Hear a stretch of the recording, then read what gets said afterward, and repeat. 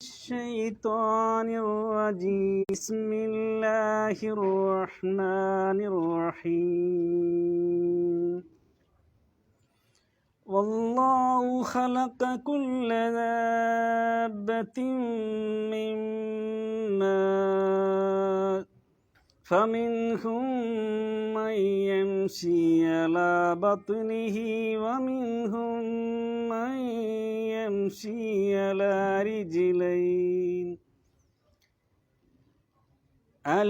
رجلين ومنهم من يمشي على أربع يخلق الله ما يشاء إن الله على كل شيء قدير.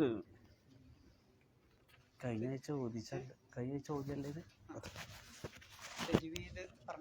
പറഞ്ഞതാണ് നമ്മൾ.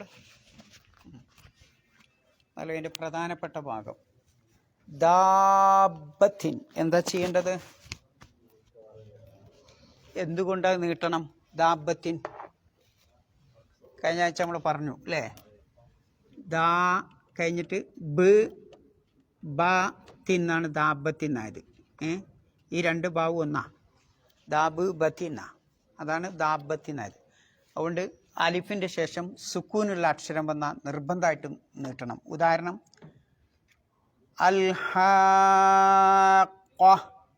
അല്ലേ, ക എന്നാണ് അവിടെ ഉള്ളത്, അതുകൊണ്ടാണ് അങ്ങനെ നീട്ടണമെന്ന. അപ്പം നിയമതാണ് അലിഫ് ബാബു യാ എന്നീ മദ്ദിൻ്റെ അക്ഷരത്തിന് ശേഷം ലാസിമായ സുക്കൂനുള്ള അക്ഷരം വരിക. പിന്നെ ദാബത്തിൻ തൻവീൻ എന്ത് ചെയ്യണം? മീമിലേക്ക് ഇദ്ഗാം ചെയ്യണം. ദാബത്തിൻ എന്ന് പറയണം. പിന്നെ മിൻ എന്നുള്ളിടത്തോ ആ നൂനിനെ വീണ്ടും മീമിലേക്ക് ഇദ്ഗാം ചെയ്യണം. മിമ്മാ കണ്ടോ, മാ നീട്ടും വേണം. സ്റ്റോപ്പ് ചെയ്യുകയാണെങ്കിൽ അല്ലെങ്കിലും നീട്ടണം. മദ് മുത്തസിലാണത്. പിന്നെ ഫമിൻ ഹും അവിടെ ഒന്നും ചെയ്യണ്ട, ഇൽഹാർ ചെയ്താൽ മതി. ഫമിൻ ഹും എന്നുള്ള മീമിന് എന്ത് ചെയ്യണം? മീമിലേക്ക് ഇദ്ഗാം ചെയ്യണം. ഫമിൻ ഹും മൻ. പിന്നെ മൻ എന്നുള്ള നൂനിനെ വീണ്ടും എന്ത് ചെയ്യണം? യാലേക്ക് ഇദ്ഗാം ചെയ്യണം. മൈ യംഷി. അതേപോലെ തന്നെ വമിൻ ഹും മൈ യംഷി, അവിടെ അതേപോലെ തന്നെ അല റിജിലൈൻ. റിജിലൈൻ നിങ്ങൾ സ്റ്റോപ്പ് ചെയ്യുകയാണെങ്കിൽ എന്ത് ചെയ്യണം? റിജിലൈൻ. അതിൻ്റെ പേര് മദ്ദുലീൻ എന്നാണ് അതിൻ്റെ പേര്. മദ്ദുലീൻ എന്നാണ് അതിന് പറയാറുള്ളത്. മദ്ദുലീൻ എന്ന് പറഞ്ഞാൽ ഒരു ഫ്ലൈറ്റ് ഇങ്ങനെ ലാൻഡ് ചെയ്യണ ആ രൂപത്തിൽ ഇങ്ങനെ ഒറ്റയടിക്കട്ടും എന്ന് പറഞ്ഞ വീകല്ല, സാവധാനം ഇങ്ങനെ കൊണ്ടുവരാം. അപ്പം എങ്ങനെ ഓതണം? ലീലാഫി ഖുറൈശ് ഉണ്ടോ, അതിനെങ്ങനെ കട്ടി കുറച്ച് കൊണ്ടുവരണം. അതേപോലെ അലാരിജിലൈൻ. പിന്നെ വമിൻഹും നമ്മൾ നേരത്തെ പറഞ്ഞ മൈ യംഷി ആക്ക് നേരത്തെ പറഞ്ഞ അലാ, അതെന്ത് ചെയ്യണം? അലാ നീട്ടണം. പിന്നെ അർബ. പിന്നെ യഖ്ലുഖുല്ലാഹു മാ യശാ, അവിടെ യശ നീട്ടണം. മദ്ദു മുത്തസിലാണത്. ഇന്നല്ലാഹ, ഈ ഉച്ചരിക്കണം, നൂനിനെ ഉന്നത്തോടു കൂടി ഉച്ചരിക്കണം. അള്ളാഹ് എന്ന പദത്തെ തഫീമാക്കിയിട്ട് ഉച്ചരിക്കണം. അലാ കുല്ലി ഷൈഇൻ, അവിടെയോ അവിടെ ഷൈഇൻ എന്നുള്ളിടത്ത് എന്ത് ചെയ്യണം? ഇൽഹാറല്ല, എന്താ? യഖ്ഫ ചെയ്യണം. ഷൈഇൻ ഖദീർ, അവിടെ ഷൈഇൻ എന്നുള്ളിടത്ത് യഖ്ഫ ആണ് ചെയ്യേണ്ടത്. ഇൽഹാറിൻ്റെ അക്ഷരത്തിൽ ഖാഫ് ഉണ്ടോ? ഇല്ല. എന്തെങ്കിലും തജ്വീദ് സംശയം ഉണ്ടോ? വേറെന്തെങ്കിലും? ഷുഹൈബ? തൻവീൻ്റെ ഒരുപാട് തൻവീൻ്റെ.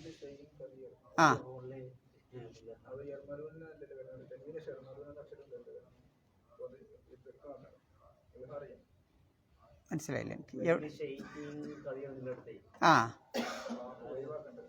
അല്ല, നമ്മളവിടെ സ്റ്റോപ്പ് ചെയ്യണമല്ലോ, അത് കൂട്ടി ഓതുകയാണെങ്കിലല്ല ആ നിയമം വരുള്ളൂ. ഖദീറുല്ല അതല്ല നിങ്ങൾ പറയുന്നത്. അവിടെ എന്താ?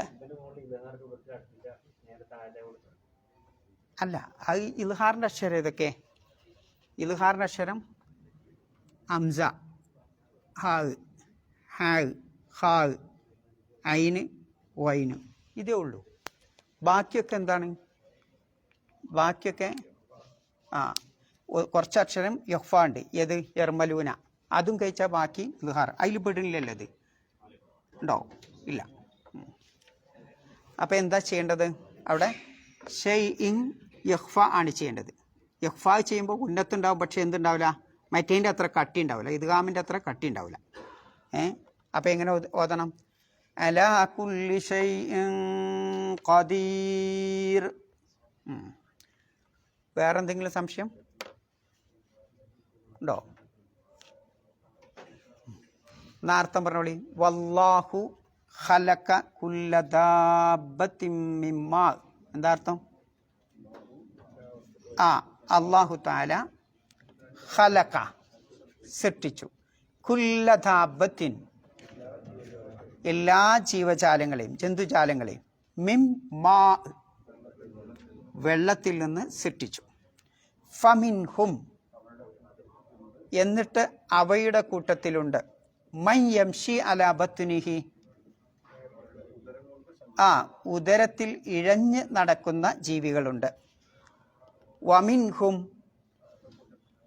അവയിലുണ്ട് മൻ യംഷി അലാ റിജ്ലൈൻ രണ്ട് കാലിൽ നടക്കുന്ന ജീവികളുമുണ്ട്. വമിൻഹും അവരിലുണ്ട് മൻ യംഷി അലാ അർബ നാല് കാലിൽ നടക്കുന്ന ജീവികളുമുണ്ട്.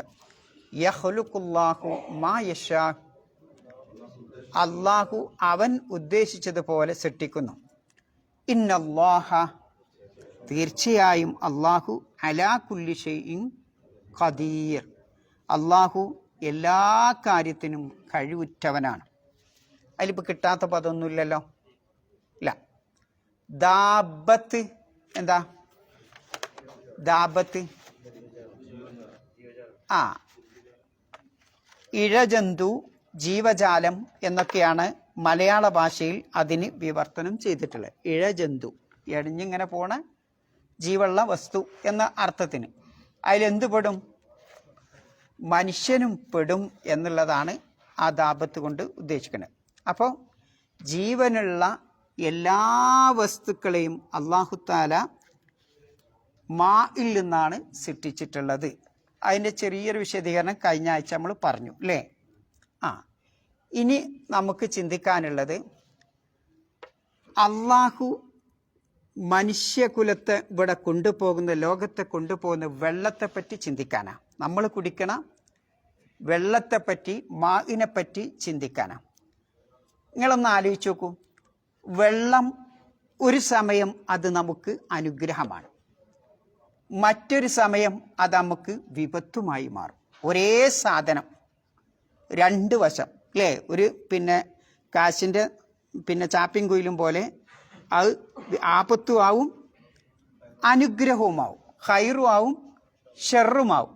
അതുകൊണ്ട് തന്നെ അള്ളാഹുവിൻ്റെ സൈന്യത്തിൽപ്പെട്ട ഒരു സൈന്യമാണ് ഇത് വെള്ളം എന്ന് പറയുന്നത് അല്ലേ?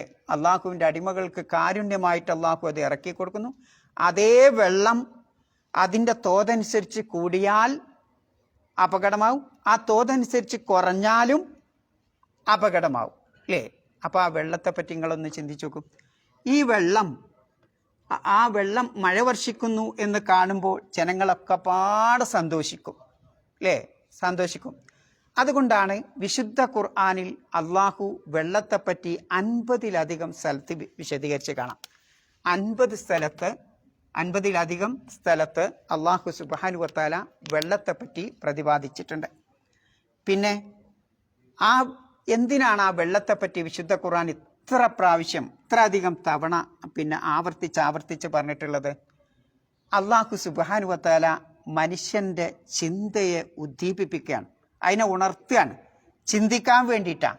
എങ്ങനെയാണ് ആ വെള്ളം കിട്ടണത്, എങ്ങനെയാണ് ആ വെള്ളത്തെപ്പറ്റി ആ വെള്ളത്തെ അള്ളാഹു രൂപീകരിച്ചിട്ടുള്ളത്, ഉണ്ടാക്കി വെച്ചിട്ടുള്ളത്, ഈ കാര്യത്തെപ്പറ്റി ചിന്തിക്കാനാണ് അള്ളാഹു സുബ്ഹാനഹു വ തആല അതിലൂടെ ഈ ലോകത്തെ പഠിപ്പിക്കണം. വിശുദ്ധ ഖുർആൻ ഈ ചോദ്യം നമ്മോട് ചോദിക്കണ കാണാം. അഫറഅയ്തുമുൽ മാ അല്ലദീ തശ്റബൂൻ, നിങ്ങൾ കുടിക്കുന്ന ആ വെള്ളത്തെപ്പറ്റി നിങ്ങൾ എപ്പോഴെങ്കിലും ചിന്തിച്ചു നോക്കിയിട്ടുണ്ടോ? അൻതും അൻസൽതുമൂഹു മിനൽ മുസിൻ, മേഘത്തിൽ നിന്ന് നാമാണോ അതിനിറക്കിയത്? നിങ്ങളാണോ അതിനിറക്കിയത്? അം നഹ്നുൽ മുൻസിലൂൻ, അതല്ല നാമാണോ അതിനിറക്കിയത്? നിങ്ങളാണോ ഇറക്കിയത് അല്ലെങ്കിൽ നമ്മളാണോ? അള്ളാഹു ആണോ നമ്മളാണോ? എന്തിനാപ്പം അള്ളാഹു ആണെന്ന് ഉറപ്പല്ലേ? പിന്നെ എന്തിനാപ്പം ചോദിക്കണേ? ആ ചോദ്യം കൊണ്ട് ഉദ്ദേശിക്കണത് എന്താ? നമ്മുടെ ചിന്താമണ്ഡലത്തെ കേവലം നിങ്ങൾ കുടിക്കുന്ന ഒരു വെള്ളത്തെപ്പറ്റി പോലും മനുഷ്യരെ നിങ്ങൾ ഇതുവരെ ചിന്തിച്ചിട്ടില്ലേ? ചിന്തിക്കണം എന്ന് അല്ലാഹു തആല അതിലൂടെ പഠിപ്പിക്കണം. ഞാൻ ആലോചിച്ച് നോക്കൂ. എന്നിട്ട് അള്ളാഹ് പറയുന്നുണ്ട്, ലൗ നശാഉ ജഅൽനാഹു ഉജാജ, നാം ഉദ്ദേശിച്ചിരുന്നെങ്കിൽ അതിനെ ഉപ്പുവെള്ളമാക്കുമായിരുന്നു, അല്ലെങ്കിൽ കലക്ക് വെള്ളം ഉപ്പുവെള്ളമാക്കുമായിരുന്നു. ഫലൗല തഷ്കുറൂൻ, എന്തുകൊണ്ട് നിങ്ങൾ അള്ളാഹുവിന് നന്ദി ചെയ്യുന്നില്ല? അപ്പോൾ വെള്ളം എന്ന ആ മഹത്തായ അനുഗ്രഹത്തെപ്പറ്റി ചിന്തിക്കുന്ന ഒരു മനുഷ്യൻ അള്ളാഹുവിന് ശുക്ർ ചെയ്യാൻ അർഹനാണ്, പിന്നെ അതിന് യോഗ്യനാണവൻ എന്ന് ആ വെള്ളത്തിലൂടെ തന്നെ അള്ളാഹു തആല നമ്മെ പഠിപ്പിക്കുകയാണ്, അല്ലേ? ആ വെള്ളം ഒരു നിമിഷം കൊണ്ട് ഇല്ലാതാക്കാനും ആർക്ക് കഴിയും? അള്ളാഹു സുബ്ഹാനഹു വ തആലക്ക് തന്നെ കഴിയും. വിശുദ്ധ ഖുർആൻ വിവരിക്കണ കാണാം, വഅൻസൽനാ മിനസ്സമാഇ മാഅൻ ബിഖദരിൻ, നാം ആണ് ആകാശലോകത്ത് നിന്ന് ഒരു തോതനുസരിച്ച് മഴ വർഷിപ്പിച്ചത്. ഫഅസ്കന്നാഹു ഫിൽ അർദ്, എന്നിട്ട് ഭൂമിയിൽ അതിനെ നിലനിർത്തിയതും നാമാണ്. വ ഇന്ന അലാ ദഹാബിൻ ബിഹി ലഖാദിറൂൻ, ആ വെള്ളത്തെ മുഴുവൻ പോക്കിക്കളയാൻ കഴിവുള്ളവനും നാമാണ്. ആലോചിച്ച് നോക്കൂ നിങ്ങൾ, വെള്ളമില്ലാത്തൊരവസ്ഥകൾ ആലോചിച്ച് നോക്കൂ, അല്ലേ? ഭൂമിയിൽ എത്ര കുഴിച്ചിട്ടും വെള്ളം കിട്ടണില്ല. അങ്ങനെ ഒരു അവസ്ഥ വരികയാണെങ്കിൽ എന്തായിരിക്കും നമ്മുടെ അവസ്ഥ? കഴിഞ്ഞ ആഴ്ച നമ്മൾ പറഞ്ഞു, ഭക്ഷണമില്ലാതെ ഒരാൾക്ക് എത്ര ദിവസം ജീവിക്കാം? ശാസ്ത്രലോകം പറയുന്നത് 1-2 മാസം ജീവിക്കും. എന്നാൽ വെള്ളമില്ലാതെയോ? മാക്സിമം പോയാൽ 3 ദിവസം. വെള്ളമില്ലെങ്കിൽ, ഭക്ഷണമില്ലെങ്കിൽ അങ്ങനെ കിടന്നോളും കുറേ, അല്ലേ? പക്ഷേ വെള്ളമില്ലാതെ 3 ദിവസത്തിലപ്പുറം ജീവിക്കാൻ സാധ്യമല്ല. നമ്മൾ 3 ദിവസം ജീവിക്കൂല നമ്മളൊന്നും. അപ്പം ആലോചിച്ച് നോക്കൂ, ആ മഹത്തായ അനുഗ്രഹത്തെ പറ്റി ചിന്തിക്കാനാണ് അല്ലാഹു സുബ്ഹാനഹു വ തആല അതിലൂടെ പറയും. മാത്രമല്ല, എല്ലാ രോഗങ്ങൾക്കുള്ള ശമനമാണ്, ശിഫയാണ് എന്ത്? വെള്ളം. ഏത് രോഗത്തിനുള്ള ശിഫ ഏതാണ്? വെള്ളമാണെന്നാ. നിങ്ങളൊന്ന് ആലോചിച്ച് നോക്കൂ. ഇനി പനിയായാൽ പോലും ആ പനിക്കുള്ള ചികിത്സ ഒന്നാമത്തെ വെള്ളം തന്നെയാണ്. എന്താ തെളിവ്? ആയിഷ ബീബി പറയുന്നത് കാണാം, അനി നബി സല്ലല്ലാഹു അലൈഹി വസല്ലമ ഖാൽ, പ്രവാചകൻ അരുളി, അൽ ഹുമ്മ മിൻ ഫൈഹി ജഹന്നം, പനി എന്ന് പറയുന്നത് ജഹന്നമിൻ്റെ ആ തീപ്പെട്ടതാണ്. ഫഅബ്രിദുഹ ബിൽ മാ, അതിനെ വെള്ളം കൊണ്ട് നിങ്ങൾ ശമിപ്പിക്കുക എന്ന് പറയുന്നുണ്ട്. അപ്പോൾ രോഗത്തിനുള്ള ചികിത്സയും കൂടിയാണ് വെള്ളം. ആധുനിക ശാസ്ത്രം പറയണെന്താ? എല്ലാത്തിനും. നമുക്കിപ്പോൾ തലവേദനയായി, നിങ്ങളെന്താ ചെയ്യുക? ചിലർക്ക് ഇങ്ങനെ ഇടയ്ക്കിടയ്ക്ക് തലവേദന വരൂലേ? ആ തലവേദന എന്തുകൊണ്ടാണ് വരുന്നത്? പല രൂപത്തിൽ തലവേദന വരും, അല്ലേ? പല കാരണങ്ങളെ കൊണ്ട് വരും. ചിലപ്പം രാവിലെ ശരിയായിട്ട് ചോദന കിട്ടിയില്ലെങ്കിൽ തലവേദന വരും. അത് ശ്രദ്ധിച്ചിട്ടുണ്ടെങ്കിൽ. അപ്പം എന്താ ചെയ്യേണ്ടത്? വെള്ളം കുടിക്കുക, നന്നായി വെള്ളം കുടിച്ചു കൊടുക്കുക, അല്ലേ? നന്നായി വെള്ളം കുടിച്ചു കൊടുക്കുക. നമുക്കൊരു ഉന്മേഷമില്ല, എന്ത് ചെയ്യണം? കുറേ ജ്യൂസ് കുടിക്കല്ല, മറിച്ച് എന്ത് ചെയ്യണം? നന്നായി വെള്ളം കുടിക്കുക, അല്ലേ? ആ വെള്ളമാണ് മനുഷ്യൻ്റെ എല്ലാ നിലക്കുള്ള രോഗങ്ങൾക്കുള്ള ചികിത്സ എന്നതാണ് ശാസ്ത്രലോകവും പറയുന്നത്. ഇനി ഏത് മരുന്നെടുത്താലും അതിൽ പ്രധാന ഭാഗം ഏതാ? ഏത് ദ്രാവകം എടുത്താലും ആ മരുന്നൊരു ദ്രാവകമോ ഇതൊക്കെ ആവുമല്ലോ, അല്ലേ? അതിലൊക്കെ ഉള്ള എന്താ? ഈ വെള്ളമാണ്.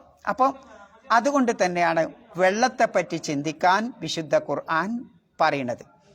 നബിസൽ മറ്റൊരു ഹദീസ് കാണാം, ഫലമ്മ അസ്വാബത്തിൽ ഹുമ്മ റസൂലുള്ളാഹി സ്വല്ലല്ലാഹു അലൈഹി വസല്ലം, നബിക്ക് പനി ബാധിച്ചപ്പോൾ ഫി ആഖിരി അയാത്തി, നബി സല്ലല്ലാഹു അലൈഹി വസല്ലമയുടെ ജീവിതത്തിൻ്റെ അവസാന ഘട്ടത്തിൽ പനി ബാധിച്ചപ്പോൾ അമറ ബിസബി ഖുറബി, ഒരു പാത്രം, ഒരു കൊട്ട പോലുള്ള പാത്രത്തിൽ വെള്ളം കൊണ്ടുവരാൻ പറഞ്ഞു. എന്നിട്ട് പിന്നെ അത് ആ വെള്ളം പിന്നെ ആ രോഗമുള്ള അവസ്ഥയിൽ ആ ശരീരത്തിലൂടെ ഒഴിക്കാൻ വേണ്ടിയും നബി സല്ലല്ലാഹു അലൈഹി വസല്ലമ ആവശ്യപ്പെട്ടു എന്നുള്ളതാണ്. അപ്പോൾ നോക്കൂ നിങ്ങൾ, അവിടെയൊക്കെ നബി സല്ലല്ലാഹു അലൈഹി വസല്ലമ ചികിത്സയായി കണ്ടിട്ടുള്ളത്, ശിഫയായി കണ്ടിട്ടുള്ളത് പിന്നെ വെള്ളമാണ്. ആ വെള്ളം ഒഴിക്കാൻ വേണ്ടി നബി സല്ലല്ലാഹു അലൈഹി വസല്ലമ കൽപ്പിക്കുന്നതും കാണാൻ സാധിക്കും. പിന്നെ വെള്ളം എല്ലാവരുടെയും അവകാശമാണ്. ഒരാൾക്ക് തടഞ്ഞു വെക്കാനൊന്നും പറ്റൂല. തടഞ്ഞു വെക്കാൻ പറ്റുമോ? ഇല്ല, എല്ലാവരുടെയും അവകാശമാണ്. അതുകൊണ്ടാണ് നബി സല്ലല്ലാഹു അലൈഹി വസല്ലമ പറഞ്ഞത് അന്നാസു ശുറകാഉ ഫീ സലാത്തിന. 3 കാര്യങ്ങളിൽ എല്ലാവരും തുല്യരാണ്. എല്ലാവരും അതിൽ തുല്യരാണ്. ഏതാണ് ആ 3 കാര്യം? അൽമാ, ഒന്നാമത്തെ തന്നെ വെള്ളം. രണ്ടാമത്തെ വൽ കല വന്നാർ, പുല്ലും പിന്നെ തീയും, അല്ലേ? അത് 3ഉം എല്ലാവരും ആ കാര്യത്തിൽ തുല്യരാണ്. അത് തടഞ്ഞു വെക്കാൻ പാടില്ല എന്നുള്ളതാണ്. അതുകൊണ്ടാണ് വിശുദ്ധ ഖുർആൻ പ്രവാചകന്റെ ഹദീസുമൊക്കെ പരിശോധിച്ച് നോക്കുമ്പോൾ ഈ വെള്ളത്തെ സംരക്ഷിക്കാൻ വേണ്ടിയിട്ട് ഖുർആനിലും ഹദീസിലും ധാരാളം ആയത്തുകളിൽ വെള്ളത്തെ സംരക്ഷിക്കാൻ, സൂക്ഷിച്ചു നിർത്താൻ വേണ്ടിയിട്ട് അല്ലാഹു തആല കൽപ്പിച്ചത് കാണാവുന്നതാണ്. നോക്കൂ നിങ്ങൾ, അലം തറ, വിശുദ്ധ ഖുർആൻ പറയാം, അലം തറ അന്നല്ലാഹ അൻസല മിനസ് സമാഇ മാഅ. ആകാശ ലോകത്ത് നിന്ന് അല്ലാഹു മഴ വർഷിപ്പിച്ചത് നിങ്ങൾ അതിനെപ്പറ്റി ചിന്തിക്കുന്നില്ലേ? ഫസലക്കഹു യനാബി അൽ അർ ഫിൽ അർ, ഭൂമിയിലെ പ്രത്യേക പിന്നെ സ്ഥലത്ത്, യംബൂ എന്ന് പറഞ്ഞാൽ ഉറവിടം, ആ യംബൂയിൽ അല്ലാഹു സുബ്ഹാനഹു വ തആല അതിനെ സമാഹരിച്ചു. അപ്പോൾ വെള്ളം സമാഹരിച്ച് വെക്കുന്നുണ്ട് അല്ലാഹു. നമ്മോടും അത് സമാഹരിച്ച് വെക്കാൻ വേണ്ടിയിട്ട് അല്ലാഹു തആല കൽപ്പിക്കുന്നു എന്നതാണ് പിന്നെ ആയത്തിൻ്റെ സാരം. പിന്നെ വെള്ളം കുടിപ്പിക്കുക എന്നുള്ളത് ഒരു വലിയ ഇബാദത്തും കൂടിയാണ്. വലിയ പുണ്യം കിട്ടണ ഇബാദത്തുകളുടെ കൂട്ടത്തിൽ വലിയ ഇബാദത്താണ് ഇത്, വെള്ളം കുടിപ്പിക്കുക എന്നുള്ളത്. കുവൈറ്റിലെ കണ്ടില്ല നിങ്ങൾ, ഓരോ ബോട്ടിൽ ഇങ്ങനെ വെള്ളം കൊണ്ടു കൊടുക്കണം, അല്ലെങ്കിൽ ഓരോ സ്ഥലത്തും ഇങ്ങനെ വെള്ളം കുടിക്കാനുള്ള സക്കിയുൽ മാ എന്ന് പറഞ്ഞിട്ട് ഒരു ഇത് സ്ഥാപിക്കണുണ്ടല്ലോ നിങ്ങൾ. സബി എന്താണ് മാവ് സബീൽ എന്ന് പറയും, ചിലർ സക്കിയുൽ മാവ് എന്ന് പറയും. അപ്പോൾ അങ്ങനെ വെള്ളം കുടിക്കാനുള്ള ഇടങ്ങൾ എന്തുകൊണ്ടാണത്? വലിയ പുണ്യം കിട്ടുന്ന കാര്യമാണ് ഇത്. മഹാനായ ഇബ്നു അബ്ബാസ് റളിയല്ലാഹു അൻഹുമായോട് ഇങ്ങനെ ചോദിക്കണ്ടായി, ഏറ്റവും വലിയ അഫ്ളലു സദഖ ഏതാണെന്ന്. സുഇല അൻ അഫ്ളലി സദഖ, ഏറ്റവും ശ്രേഷ്ഠമായ പുണ്യമുള്ള സദഖയെ പറ്റി പറഞ്ഞു തരൂ എന്ന് പറഞ്ഞപ്പോൾ ഖാല, ഇബ്നു അബ്ബാസ് റളിയല്ലാഹു അൻഹു പറഞ്ഞത് അൽമാ, വെള്ളമാണ് എന്നുള്ളത്. അപ്പം അത്രയും വലിയ പിന്നെ സംരക്ഷിക്കേണ്ട, അതോടൊപ്പം അത് ദാനം ചെയ്യുമ്പോൾ മഹത്തായ പ്രതിഫലം ലഭിക്കുന്ന ഒരു ജോലിയും കൂടിയാണത്, വെള്ളം കുടിപ്പിക്കുക എന്നുള്ളത്.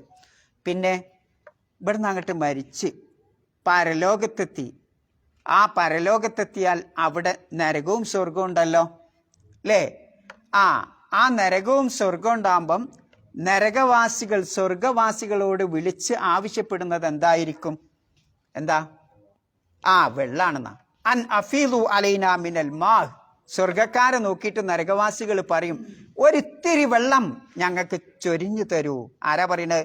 നരകവാസികൾ ആദ്യം ചോദിക്കണം, ഒത്തിരി വെള്ളം ചൊരിഞ്ഞു തരൂന്നാ. ഔ മിമ്മാറതക്കമുള്ള, അല്ലെങ്കിൽ അള്ളാഹ് നിങ്ങൾക്ക് നൽകിയതിൽ നിന്ന് ഞങ്ങൾക്ക് കുറച്ച് തരൂ എന്നതാണ് അവരുടെ ഒന്നാമത്തെ ആവശ്യം എന്ന് വിശുദ്ധ ഖുർആൻ നമ്മെ പഠിപ്പിക്കുന്നുണ്ട്.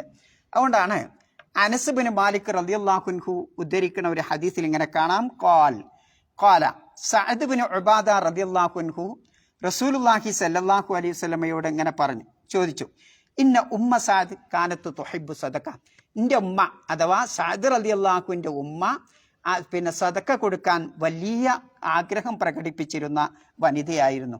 അഫ യൻഫഉഹ അൻ തസദ്ദഖ അൻഹ, ആ ഉമ്മക്ക് പകരം ഞാൻ കൊടുക്കുന്ന സദക്ക ആ ഉമ്മക്ക് ഉപകാരപ്പെടുമോ? ഉമ്മൻ്റെ മരണശേഷം ഞാൻ സദക്ക കൊടുത്താൽ ഉമ്മക്ക് അത് കിട്ടുമോ, അതിൻ്റെ ഇത് കിട്ടുമോ എന്ന് നബി സല്ലല്ലാഹു അലൈഹി വസല്ലമയോട് സഅദ് ബിൻ ഉബാദ റളിയല്ലാഹു അൻഹു ചോദിച്ചു. ഖാല, നബി പറഞ്ഞു, നഅം, അതെ കിട്ടും എന്നാണ്. എന്നിട്ട് പറയാൻ അലൈക ബിൽ മാ, ഇനി വെള്ളം സദക്ക ചെയ്താൽ മതി എന്നാണ്. അപ്പം ആലോചിച്ച് നോക്കുങ്ങൾ, റസൂലുള്ളാഹി സ്വല്ലല്ലാഹു അലൈഹി വസല്ലമയോട് ഈ ഒരു ചോദ്യം ചോദിക്കുമ്പോൾ ആ സ്വഹാബിയെ നബി പഠിപ്പിക്കുന്നത് വെള്ളം കൊടുക്കാനാണ്. ഒരു ബോട്ടിൽ വെള്ളം ആ നിയ്യത്തോടു കൂടി അത് കൊടുത്താൽ അതൊരു മഹത്തായ സദക്കയാണ് എന്നതാണ് അതിൽ നിന്ന് നമ്മൾ പഠിക്കേണ്ടത്. മറ്റൊരു റിവായത്തിൽ കാണാം, അന്നഹു അമറഹു അൻ യസ്ഖി അൻഹ അൽമാ, ആ ഉമ്മക്ക് വെള്ളം, ആ ഉമ്മക്ക് പിന്നെ അതിൻ്റെ കൂലി കിട്ടുന്ന രൂപത്തിൽ വെള്ളം കുടിപ്പിക്കാനാണ് റസൂലുള്ളാഹി, മറ്റുള്ളവരെ വെള്ളം കുടിപ്പിക്കാനാണ് റസൂലുള്ളാഹി സ്വല്ലല്ലാഹു അലൈഹി വസല്ലമ അദ്ദേഹത്തോട് കൽപ്പിച്ചത് എന്ന് മറ്റൊരു റിവായത്തിലും കാണാൻ സാധിക്കും. ഇതിനൊക്കെ തഫ്സീർ ചെയ്തുകൊണ്ട് അല്ലാമ ഖുർത്തുബി റഹ്മഹുല്ലാ പറയുന്നത് കാണാം, ഈ ആയത്തിലും ഈ ഹദീസിലുമൊക്കെ തെളിവുണ്ട്. എന്ത്? ദലീലുൻ അല അന്ന സഖിയൽ മാഹി മിൻ അഫ്ളലിൽ അഅ്മാൽ, ഏറ്റവും വലിയ അഫ്ളലായ പ്രവർത്തനമാണ് ഇത് വെള്ളം കുടിപ്പിക്കുക എന്നുള്ളത്. മാത്രമല്ല ഈ ഹദീസിനെയൊക്കെ പിന്നെ വിശദീകരിച്ചുകൊണ്ട് താബി പണ്ഡിതന്മാർ പറയുന്നത് കാണാം, താബികളായ മഹാരഥന്മാർ പറയുന്നത് കാണാം, മൻ കസുറത്തു ദുനൂബു, ഒരാൾ പാപങ്ങളുടെ കൂമ്പാരം കുറേ പാപം ചെയ്തു എങ്കിലെന്താ, ഫഅലൈഹി ബിസഖിൽ മാ, വെള്ളം കുടിപ്പിച്ചാൽ മതി. അയാൾ മറ്റുള്ളവർക്ക് വെള്ളം വാങ്ങിക്കൊടുക്കുക. ഒരു ബോട്ടിൽ വെള്ളം, അത് ആ ഹൃദയശുദ്ധിയോട് കൂടി, ആ സദക്ക എന്ന നിയ്യത്തോടു കൂടി നമ്മളത് കൊടുക്കുമ്പോൾ നമ്മുടെ പാപങ്ങൾ പുറത്തു തരാൻ പോലും അത് കാരണമാകും എന്നതാണ് ആ ഹദീസിനെ പിന്നെ വിശദീകരിച്ചുകൊണ്ട് ഷറഹ് ചെയ്തുകൊണ്ട് മഹാരഥന്മാർ പറയുന്നത്. അപ്പൊ നോക്കി നിങ്ങൾ, അതിനെന്താ ഒരു തെളിവ് പറയണത്? ഒരു വേശ്യാവൃത്തിയായ സ്ത്രീ ഒരു പിന്നെ ജന്തുവായ നായക്ക് വെള്ളം കൊടുത്ത കാരണം എവിടെ പ്രവേശിച്ചു? ഫദഖലത്തിൽ ജന്ന, സ്വർഗത്ത് പ്രവേശിച്ചല്ലോ. അപ്പൊ ആ വെള്ളം കുടിപ്പിക്കുന്നതിന് എന്തുണ്ട്? അത് നായക്കായാൽ പോലും ജന്തുക്കൾക്കായാൽ പോലും അതിന് പുണ്യം ലഭിക്കും എന്നതാണ് ആ ഹദീസ് നമ്മെ പഠിപ്പിക്കുന്നത്. അതുകൊണ്ടാണ് വെള്ളത്തെ നമ്മൾ കാത്തു സൂക്ഷിക്കണം, അല്ലേ? മഹാനായ അള്ളാഹുവിൻ്റെ അരികെ ഇങ്ങനെ നടന്നു പോവുകയാണ്. അപ്പോൾ സഅദ് റളിയല്ലാഹു ഇങ്ങനെ ഒതു ഉണ്ടാക്കുന്നുണ്ട്. ഓഹോ എത്തല്ലാ ഫഖാല ലഹു, അപ്പോൾ അബ്ദുല്ലാഹിബ്നു ഉമർ സഅദ് റളിയല്ലാഹുവിനോട് ചോദിച്ചു, മാ ഹാദ സറഫ്, അയാൾ ഒതു ഉണ്ടാക്കുമ്പോൾ ഒരു ഇത്തിരി വെള്ളമൊക്കെ അധികം പോകുന്നുണ്ട്, എന്താ ഈ അമിതത്വം, എന്താ ഇവിടെ ഈ സറഫ്, അമിതമായിട്ട് വെള്ളം പോകുന്നുണ്ടല്ലോ. കാല, അപ്പോൾ സഅദ് റളിയല്ലാഹുവിന് തിരിച്ചു ചോദിക്കാണ്, അഫിൽ വുളു ഇസ്രാഫ്, വുളു എടുക്കണോടത്തുണ്ടോ ഈ ഇസ്രാഫ്? ഇത്തിരി വെള്ളം വുളു നന്നായി എടുക്കാനല്ലേ ഞാൻ വെള്ളം നന്നായി ഉപയോഗിക്കണത്, അപ്പോൾ അതിൽ ഇസ്രാഫ് ഉണ്ടോ എന്ന് ആര് ചോദിച്ചു? ആരാ ചോദിച്ചത്? സഅദ് റളിയല്ലാഹു പിന്നെ അബ്ദുല്ലാഹ് പിന്നെ ഉമറിനോട്, ഉമർ സഅദ് റളിയല്ലാഹു അബ്ദുല്ലാഹ് ഉമറിനോട് ചോദിക്കേണ്ടതെന്ന്. അപ്പം മറുപടി പറഞ്ഞത് എന്താ? ഖാല ലാ തുസ്രിഫ് വലൗ കുന്ത അല നഹ്രിൻ ജാരിൻ, ഒഴുകുന്ന നദിയായിരുന്നാൽ പോലും എന്ത് പാടില്ല? ഇസ്രാഫ് പാടില്ല എന്നതാണ് റസൂലുള്ളാഹി സല്ലല്ലാഹു അലൈഹി വസല്ലമ പഠിപ്പിച്ചു തന്നിട്ടുള്ളത് എന്ന് ആ സ്വഹാബി വര്യൻ പഠിപ്പിച്ചു കൊടുക്കുകയാണ് മറ്റൊരു സ്വഹാബിക്ക്. ആലോചിച്ചു നിങ്ങൾ. അപ്പം അത്ര കാത്തു സൂക്ഷിക്കേണ്ട, സംരക്ഷിക്കേണ്ട അള്ളാഹുവിൻ്റെ ഒരു അനുഗ്രഹമാണിത് വെള്ളം എന്ന് പറയുന്നത്, അല്ലേ? ആലോചിക്കൂ, ലോകത്തെ ചരിത്രം പരിശോധിച്ചാൽ എല്ലാ നാഗരികതയും മനുഷ്യവാസം ഉടലെടുത്തത് തന്നെ എവിടെ? മനുഷ്യൻ താമസിക്കാൻ തുടങ്ങിയതൊക്കെ ആദ്യമായിട്ട് എവിടെ? വെള്ളത്തിൽ തീരങ്ങളിലാണ്, അല്ലേ? സമുദ്ര തീരങ്ങളിലും നദീതീരങ്ങളിലുമൊക്കെയാണ് മനുഷ്യൻ ആദ്യമായി വീടൊക്കെ കെട്ടി താമസിക്കാൻ, ഒരു നാഗരികത പടുത്തുയർത്താനൊക്കെ ശ്രമിക്കുന്നത്. ആ വെള്ളമില്ലാത്തടുത്ത ആളുകൾ പോയി താമസിക്കുമോ? ഇല്ല. ഇപ്പോഴും നമ്മൾ ഒരു ഭൂമി എടുത്ത ഷുഐബ് എന്താ ചോദിക്കുക? ആദ്യത്തെ ചോദ്യം എന്താവും? വെള്ളമുണ്ടോ? രണ്ടാമത്തെ ചോദ്യം എന്താവും? ആരാ അയൽവാസി എന്നാ, അല്ലേ? അലിച്ചുക്കുങ്ങള് വെള്ളം ഉണ്ടായാലും മതി, അവർ ചിലപ്പം അയൽവാസി കാച്ചരാണെങ്കിൽ, അല്ലേ? അപ്പം ആലോചിച്ചു, ആദ്യത്തെ ചോദ്യം അവിടെ വെള്ളം ഉണ്ടോ എന്നായിരിക്കും. അപ്പം ആ വെള്ളം എന്താ പറഞ്ഞോ? അപ്പം ആ വെള്ളം എന്ന അനുഗ്രഹത്തെ സംബന്ധിച്ച് നമ്മെ ചിന്തിപ്പിക്കുന്നതാണ് അത്. ഇനി അതൊക്കെ പോട്ടെ, വിശുദ്ധ ഖുർആൻ പരിശോധിച്ചു നോക്കിയാൽ അള്ളാഹു കണ്ടമാനം ഉപമകൾ ഏതിനോട് ഉപമിച്ചിട്ടുണ്ട്? പല കാര്യങ്ങളെയും അള്ളാഹു തആല ഈ വെള്ളത്തോട് ഉപമിച്ചത് കാണാം. ഏതെങ്കിലും ഒരു ഉദാഹരണങ്ങൾ പറഞ്ഞേരി. ഈ അള്ളാഹു തആല പിന്നെ ദുനിയാവിൻ്റെ അവസ്ഥയെ വെള്ളത്തോട് ഉപമിച്ചിട്ടുണ്ട്. എവിടെയൊക്കെ ഉപമിച്ചിട്ടുള്ളത്? ഏതെങ്കിലും ഒരു ആയത്തിൽ പറഞ്ഞോളി. മരീചിക. പിന്നെ വേറെ സൂറത്ത് കഹ്ഫിലൊരായത്തുണ്ട്. എന്താണ് തുടങ്ങണത്? വദ്രിബ് ലഹും എന്ന് ഓതിയാണ് വദ്രിബ് ലഹും മസലൽ ഹയാത്തി ദുനിയ കമാ ഇൻ അൻസൽനാഹു മിനസ് സമാ ഫഖ്തലത ബിഹി നബാതുൽ അർദ് ഫഅസ്ബഹ ഹശീമൻ തദ്റുഹു റിയാഹ് വകാന അല്ലാഹു അലാ കുല്ലി ഷൈഇൻ മുഖ്തദിറ. അല്ലേ? ആലോചിക്കൂ, വദ്രിബ് ലഹും. അല്ലാഹ് തുടങ്ങണ എങ്ങനെ? വദ്രിബ് ലഹും. ആ മുഹമ്മദ് നബിയെ ആളുകൾക്ക് താങ്കൾ വിവരിച്ചു കൊടുക്കുക. വദ്രിബ് ലഹും മസലൻ, ഒരു ഉപമ. എന്തിൻ്റെ? മസലൽ ഹയാത്തി ദുനിയ, ഈ ഐഹിക ജീവിതത്തിൻ്റെ ഉപമ ജനങ്ങൾക്ക് പറഞ്ഞു കൊടുക്കുക. എങ്ങനെയാണത്? കമാ ഇൻ. അല്ല എന്തിനോടാണ് ഐഹിക ജീവിതത്തെ ഉപമപ്പെടുത്തിയത്? വെള്ളത്തോടാണ് കണക്ട് ചെയ്ത്, അല്ലേ?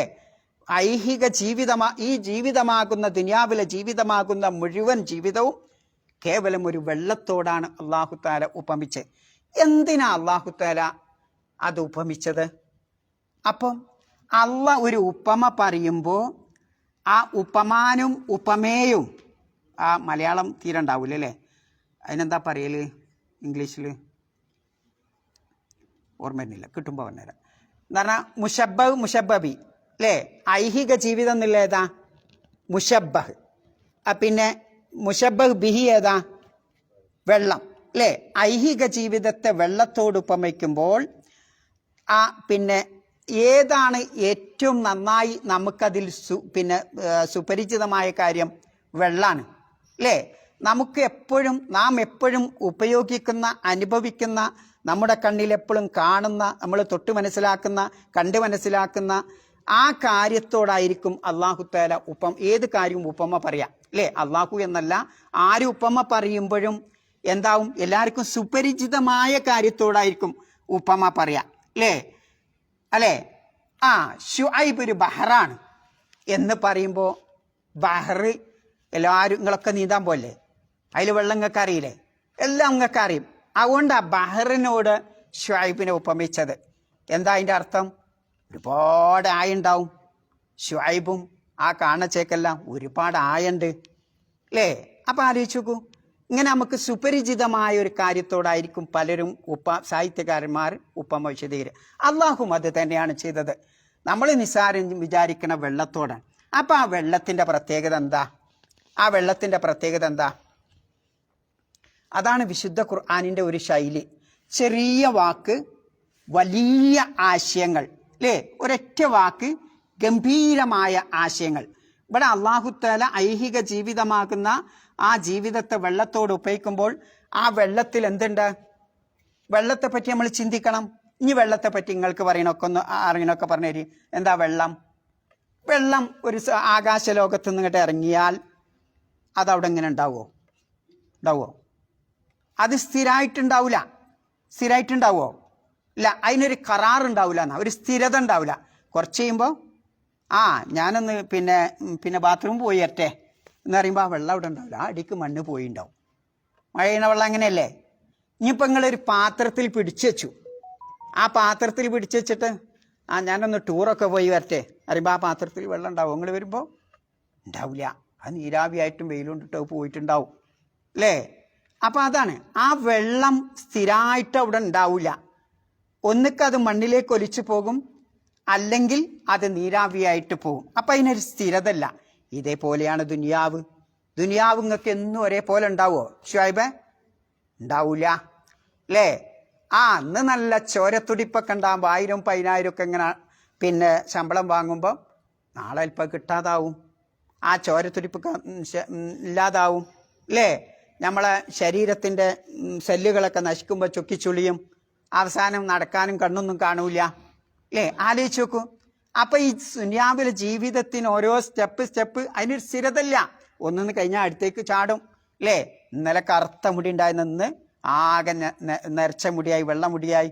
ആലോചിച്ച് നോക്കൂ നിങ്ങൾ. ഇങ്ങനെ ജീവിതത്തിൽ മാറ്റങ്ങൾ വന്നുകൊണ്ടേയിരിക്കും.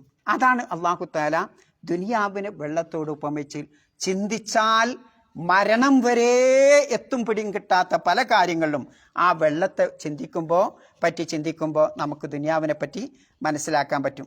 പിന്നെ നിങ്ങളിപ്പോൾ വെള്ളം ഇവിടെ വലിയൊരു പാത്രം പിന്നെ അല്ലെങ്കിൽ നിങ്ങൾ ഇങ്ങനെ കൈയാട്ടിയിട്ട് ആ വെള്ളമൊക്കെ എൻ്റെ കയ്യിൽ ഒതുക്കണം എന്ന് പറഞ്ഞാൽ കയ്യിൽ ഒതുങ്ങോ? ഇല്ല. എന്തു ചെയ്യും? ആ വിരലിൻ്റെ അടിയിൽ കൂടെ അതങ്ങനെ തൂറ്റിപ്പോവും. ആലോചിച്ച് നോക്കും നിങ്ങൾ. ഏത് ഇതായാലും ഈ രൂപത്തിലാണ് അവിടെയും ഒരു പിടിച്ചു വെക്കാൻ. ഇതേപോലെ ദുനിയാവൊക്കെ പാടെ എനിക്ക് കിട്ടണം അല്ലേ, ഇവിടെ ഉള്ള ജമ്മിയൊക്കെ ഷുഐബിന് കിട്ടണം, ഓൻ്റെ കീഴിലാവണം എന്ന് വിചാരിച്ചാൽ നടക്കുവോ? നടക്കൂല അല്ലേ. അപ്പം അതാണ് ദുനിയാവ് അല്ലേ.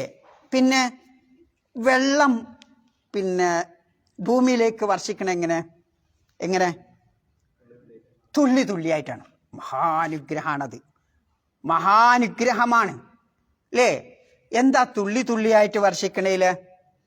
അതെങ്ങാനും ഒറ്റയടിക്ക് ഇങ്ങോട്ട് വർഷിക്കുകയാണെങ്കിലോ നമ്മൾ ഈ ഭൂമിയിൽ ജീവിക്കാൻ നമ്മൾ നല്ല ഒരു ജന്തുജാലവും ഉണ്ടാവില്ല. കാരണം എത്രയോ ടൺ കണക്കിന് ഭാരമുള്ളതാണ് ആ മേഘം ശേഖരിച്ച് വെക്കുന്ന വെള്ളത്തിൻ്റെ കൂമ്പാരം അല്ലേ, ആ ടാങ്ക്. അതൊന്നായിട്ട് പടപടോന്ന് പറഞ്ഞിട്ട് ഒഴുകിയാലോ കഴിഞ്ഞു പണി. അതിനാ ഇടക്കിടക്ക് നമുക്ക് എന്ത് മുണ്ടേരിയ എന്തിനാ സ്ഥലം മുണ്ടക്കൈ നിലമ്പൂരൊക്കെ അല്ലേ. നമുക്ക് അള്ളാഹുത്താല വെറുതെ കാണിച്ചെന്നല്ല, ഒരൊറ്റ സമയം ചുരുങ്ങിയ എല്ലാവരും ഇങ്ങനെ കിടന്നുറങ്ങി പിന്നെ കൂർക്കം വലിക്കുമ്പോഴാണ് ഒരൊറ്റ മഴ ആ അടുക്കണ ഒന്നിച്ചടി എവിടേക്കത് പോണെന്നറിയില്ല. റബ്ബ് കാണിച്ചു തരുന്ന ദൃഷ്ടാന്താണ്. ആ വെള്ളം തുള്ളി തുള്ളിയല്ലാതെ ഒരു തുള്ളിക്ക് ശാസ്ത്രലോകം കണക്കാക്കിയ ഒരിതുണ്ട്. ആദ്യം മാക്സിമം ഒരു മഴയുടെ തുള്ളി എന്ന് പറയുന്നത് 0.5 0.6 ഇങ്ങനെ ഇത്രേ ഉണ്ടാവുള്ളൂ ഒരു തുള്ളി എന്ന് പറയുന്നത്. അപ്പം അങ്ങനെയുള്ള കുറേ പിന്നെ തുള്ളിയായിട്ടാണ് എന്ത് മഴ. അതെങ്ങാനും പിന്നെ കട്ടി കൂടിയാൽ പിന്നെ അത് ഐസുമയാവും, എന്താണ് ആലിപ്പഴാവും അല്ലേ. ആ ആലിപ്പഴത്തിന് അപ്പുറം പോയാൽ വലിയ അപകടവും ഉണ്ടാവും. പിന്നെ അങ്ങനെയൊക്കെ ഉണ്ടാവാറുണ്ട്. ആലോചിച്ച് നോക്കൂ നിങ്ങൾ. ഇനിയോ അതിൻ്റെ തീവ്രതെങ്ങാനും കൂടിയാൽ ഉരുൾപൊട്ടലുകൾ ഉണ്ടാകുന്നു അല്ലേ. അപ്പൊ വെള്ളത്തെപ്പറ്റി ചിന്തിക്കണ ഒരു മനുഷ്യൻ ആ ദുനിയാവും വെള്ളവുമായിട്ടുള്ള ബന്ധവും ആ വെള്ളം അള്ളാഹുത്താല മഴ വർഷിപ്പിക്കണതിനെ പറ്റി ചിന്തിച്ചാൽ തന്നെ ദുനിയാവ് എന്താണ്? ഒരാൾക്കും പിന്നെ ഈ മഴവെള്ളത്തെ പിടിച്ചേക്കാൻ പറ്റുമോ? ഇല്ല. ഇതേപോലെ ദുനിയാവിൽ ഒരു കുട്ടിക്കും പിടിച്ചേക്കാൻ പറ്റൂല അല്ലേ. മുണ്ടേരി സംഭവം പിന്നെ മറന്നു. മുണ്ടക്കൈ സംഭവം ഉണ്ടായപ്പോൾ എത്ര ശക്തവാന്മാർ മല്ലന്മാർ എത്ര പണക്കാർ അതിൻ്റെ ചുറ്റും താമസിക്കുന്നുണ്ട്. ഒന്ന് പിടിച്ചേക്കാൻ ആർക്കെങ്കിലും കഴിയോ? ഇല്ല. അതാണ് ദുനിയാവ് അല്ലേ. ഒരു ഉരുൾപൊട്ടലുണ്ടായാൽ ഞാൻ ഉണ്ടാക്കിയതൊക്കെ അടുക്കണം അടുപ്പവും പിടിച്ചു വെക്കാൻ അതുകൊണ്ടാണ് വദരിബ് മസലിൽ ഹയാത്തി ദുനിയ കമാഇൻ അൻസൽനാഹു മിനസ്സമാ എന്ന് അല്ലാഹു പറഞ്ഞതിൽ ഒരുപാട് നേരമ്പോൾക്കോളം ചിന്തിക്കാനുണ്ട് അതിലൊക്കെ അല്ലേ. അപ്പം ആ തുള്ളിയായി വരുന്നതും. ഇനിയോ മഴ കുറഞ്ഞാലോ അതും അപകടം, മഴ കൂടിയാലോ അതും അപകടം. ദുനിയാവ് കുറഞ്ഞാലോ അതും അപകടം, ദുനിയാവ് കൂടിയാലോ. ദുനിയാവ് കൂടുകയെന്ന് പറഞ്ഞത് സമ്പത്ത് കൂടുക അല്ലേ. ദുനിയാവിലിപ്പം ഏറ്റവും അപകടമല്ലേ ഏതാ? സമ്പത്ത് കൂടുന്നതാ. നമ്മൾ വിചാരിക്കും സമ്പത്ത് കുറയണവ. നബി സല്ലല്ലാഹു അലൈഹി വസല്ലം ഏറ്റവും ഭയപ്പെട്ട കാര്യം ഏതാ? സമ്പത്ത് കൂടുന്നതാ. സമ്പത്ത് കൂടിയാൽ എന്തുണ്ടാവും? മത്സരം നടക്കും അല്ലേ. ഭയങ്കര മത്സരക്കാരം. ഈ മത്സരം ഉണ്ടായാൽ പിന്നെ ഷുഐബ് ഇവിടെ വന്നിരിക്കുമോ? ഈ ഖുർആൻ ക്ലാസ്സിന് ഇരിക്കുമോ? ഇരിക്കൂല അല്ലേ. ഒരു 500 ദീനാർ കൂടി ഓനെ കൊടുക്കാറ് ഓനെ ഇവിടെ മുന്നിൽ കാണൂല. ഓൻ ഇസ്ലാമിക് സെന്ററിന്റെ പ്രസിഡന്റ് ആവോ? ഇല്ല, കിട്ടൂല അല്ലേ. എനിക്ക് പിന്നെ ഒരു 10,000 ദീനാർ തരാണ് ഞാൻ ക്ലാസ് എടുക്കാൻ പോകും. പിന്നെ ഇല്ല, അതിനാ പഠിച്ചോ 200 ദീനാറിൽ ഒതുക്കിയ. മനസ്സിലായില്ല നിങ്ങള്? അപ്പൊ അതാണ് ദുനിയാവ് അല്ലേ. അത് ദുനിയാവ് അള്ളാഹ് കണക്കാക്കണം. നമ്മുടെ ഹൈറിനാണ് അള്ളാഹു സുബ്ഹാനഹു വ തആല അതൊക്കെ കണക്കാക്കണത് എന്ന ഒരു പൂർണ്ണ ബോധ്യം നമുക്ക് വേണം അല്ലേ. എനിക്കാ കിട്ടണ അതിലാണ് ഹൈറ്. അത് കൂടാതെയും കുറയാൻ പോകുന്ന പടച്ച തമ്പുരാന്റെ കണക്കാക്കലാണ് എന്ന ദൃഢമായ വിശ്വാസം ഉണ്ടാകുമ്പോൾ നമുക്ക് സമാധാനം ഉണ്ടാവും. അല്ലെങ്കിലോ മരണം വരെ നമ്മൾ ദുഃഖിതനായിരിക്കും. എന്നിട്ടൊരു കാര്യമുണ്ടോ? അതാണ് ദുനിയാവ്. പിടിച്ചാൽ കിട്ടൂല. ആ ദുഃഖം ശമിപ്പിക്കാൻ നമുക്കേറ്റ സാധിക്കൂല. എന്നും ആ വ്യതയും ആ ഹമ്മും ആ ദുഃഖവും സങ്കടമൊക്കെ എന്നും ഉണ്ടാവും. അത് പിടിച്ചു കിട്ടണമെങ്കിൽ എന്താണ്? അള്ളാഹുവിൻ്റെ ഖദർ ഖലായിലുള്ള വിശ്വാസം നമുക്ക് വേണം. അതിനാണ് അള്ളാഹു തആല എന്ത് ചെയ്തത്? വദരിബ് ലഹും മസലൽ ഹയാത്തി ദുനിയ കമാ ഇൻ അൻസൽനാഹു മിനസം. ഇങ്ങനെ ഒരുപാട് കാര്യങ്ങൾ അതിൽ പഠിപ്പിക്കണത് കാണാൻ സാധിക്കും. പിന്നെ അള്ളാഹ് വേറെ സ്ഥലത്ത് വേറെയും ഉപ്പമ്മ പറഞ്ഞത് കാണാൻ സാധിക്കും. എന്താ?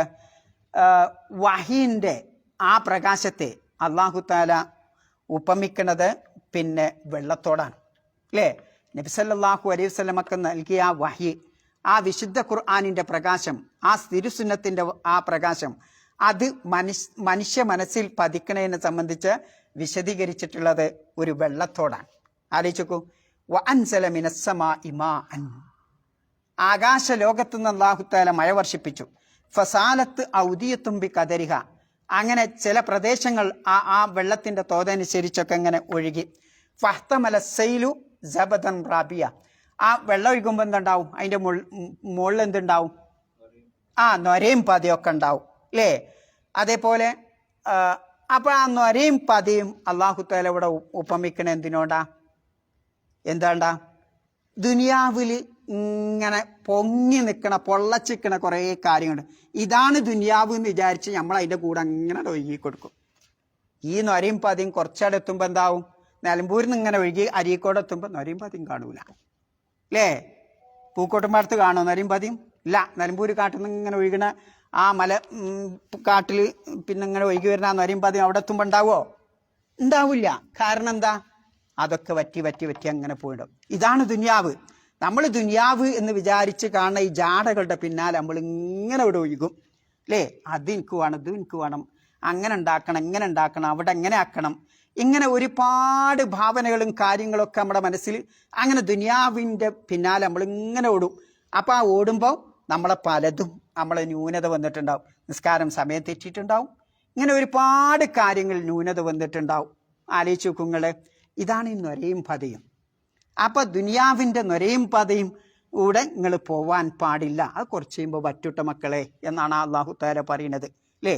അപ്പം എന്ത് ആ ഉപമയൊക്കെ ഇങ്ങനെ പറയുമ്പോൾ നമ്മുടെ മനസ്സിലേക്ക് അല്ലാഹു സുബ്ഹാനഹു വ തആല ആ ദിവ്യ സന്ദേശത്തിൻ്റെ പ്രകാശം ഇങ്ങോട്ട് പിന്നെ തറപ്പിക്കുകയാണ് അല്ലാഹു തആല അതിലൂടെ ചെയ്യണത്.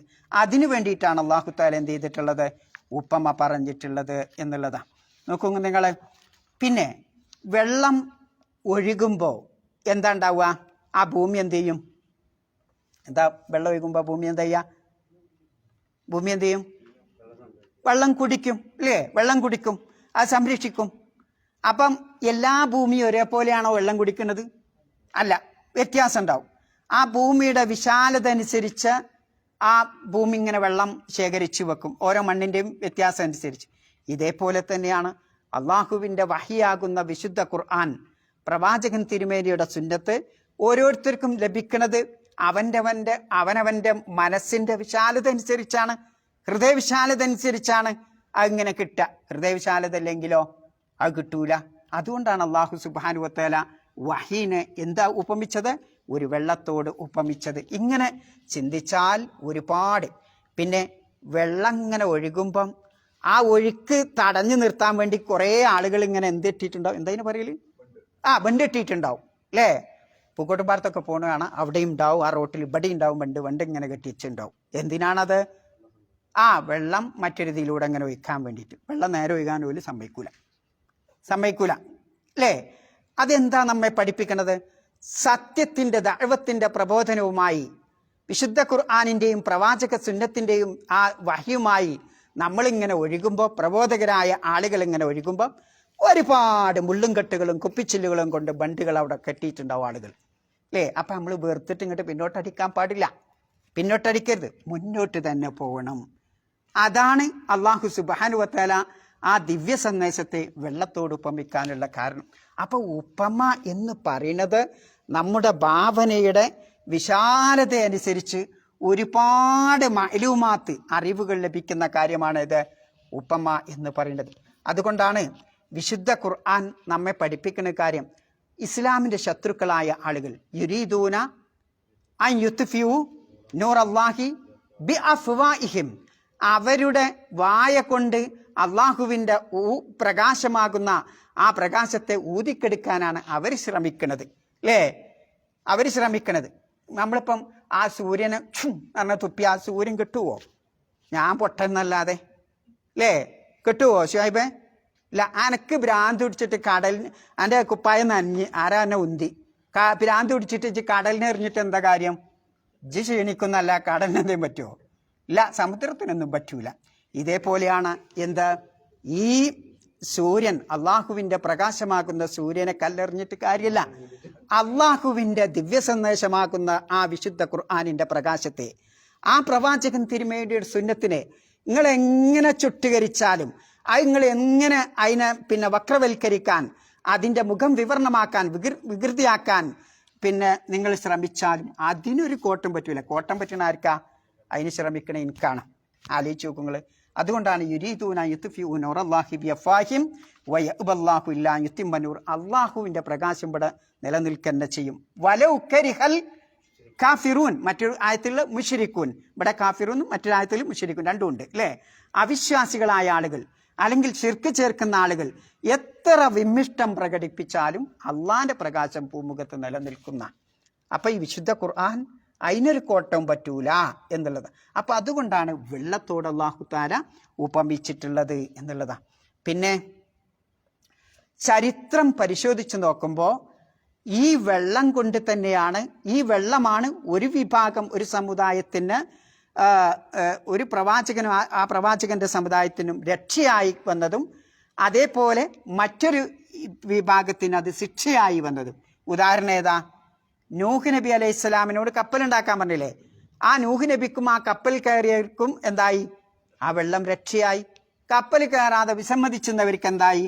അത് ശിക്ഷയായി. ഇത് നമ്മെ ചരിത്രം പഠിപ്പിക്കുന്നുണ്ട് അല്ലേ? മൂസാ നബി അലൈഹി സ്വലാം പിന്നെ ചെങ്കടൽ കടന്നപ്പോൾ മൂസാ നബി അലൈഹി സ്വലാമിനും അനുയായികൾക്കും എന്തായി? രക്ഷയായി. ഫിർഔനും കൂട്ടർക്കും എന്തായി? ശിക്ഷയായി.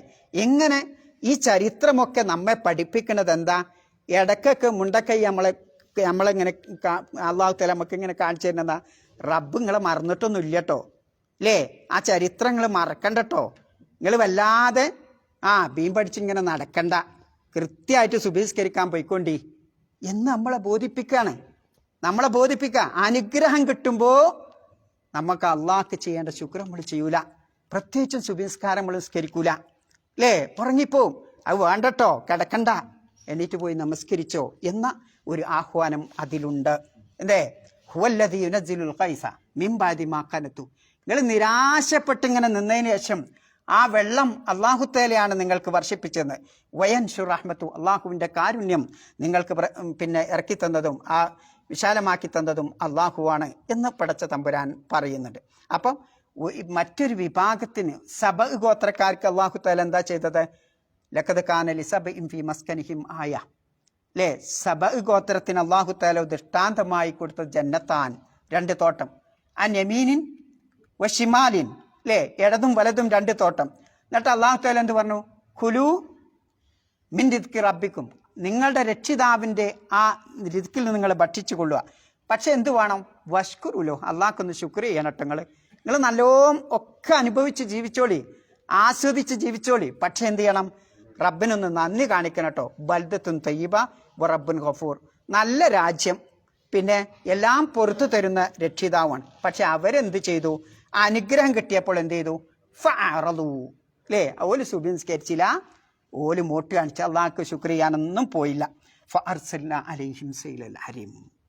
അപ്പോഴാണ് എന്ത് അള്ളാഹു തആല ഒരു വലിയ വെള്ളപ്പൊക്കം, ആ തടഞ്ഞു നിർത്തിയിരുന്ന ആ വെള്ളപ്പൊക്കം അള്ളാഹു തആല ഒന്നിച്ചിങ്ങോട്ട് അയക്കണത്. വബദ്ദൽനാഹും ബി ജന്നത്തൈഹിം ജന്നത്തൈൻ സവാത്തൈ അക്ലിൻ അക്ലിൻ തന്നെയല്ലേ അവിടെ? ഉക്കിലിൻ വഹം തിന്നു, എന്താണ് അവിടെ ആയത്തുള്ളത്?